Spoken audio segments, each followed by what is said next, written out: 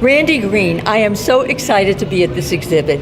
What is your position here? Well, I'm the general manager for the Rolling Stones exhibit here in Las Vegas, and part of the responsibility of representing SPY Entertainment, who's the local promoter here in the market. Well, that's great. This is a wonderful exhibit, but I understand that it's time limited. Well, it is. We're only here through the end of January.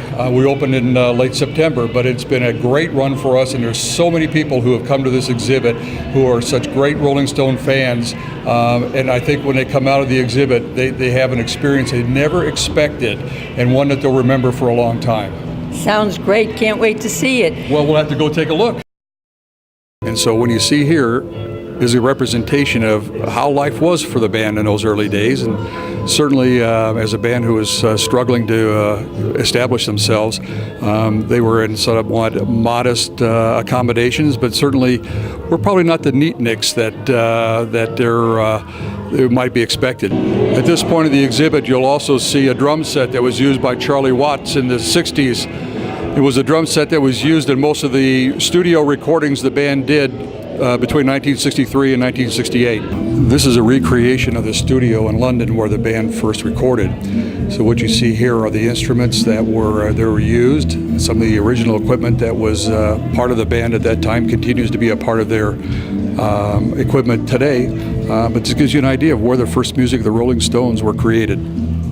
At this part of the exhibit, there are a number of notebooks that Mick had used over the years, and where he wrote down lyrics and notations for recording sessions. And so you'll see them all here in his original handwriting, and part of the exhibit here that kind of gives you an idea of how music was made and what went into putting the lyrics together to some of the great songs that we all know them by.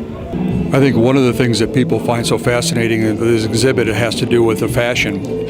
And these are the costumes and items that were used by the band throughout the years. So you have the actual wardrobe that Mick, Keith, and Ronnie wore as a part of the concert experience. And they're down here in the section called Style. This section is the guitar gallery, and these are actual guitars that Mick and Keith and Ronnie have used over the years, and frankly, still used today.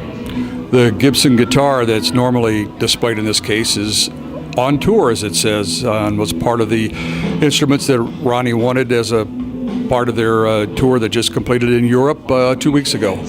Concert posters, album covers, these were things that people collected because they were so memorable and such great pieces of artwork, as you can see here today. So the exhibit pays honor to that.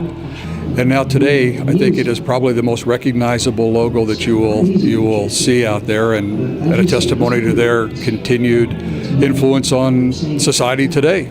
Within the backstage access area here, you have the actual guitar cases of Ronnie and Keith with the guitars that they would be using during the show, band equipment, video of the concert venue that they're performing in. So what you see is what the band would normally have surrounding them on the night of a show. Randy, that was so exciting. It was an experience. One cannot describe it or show it on video properly. Everybody has to come.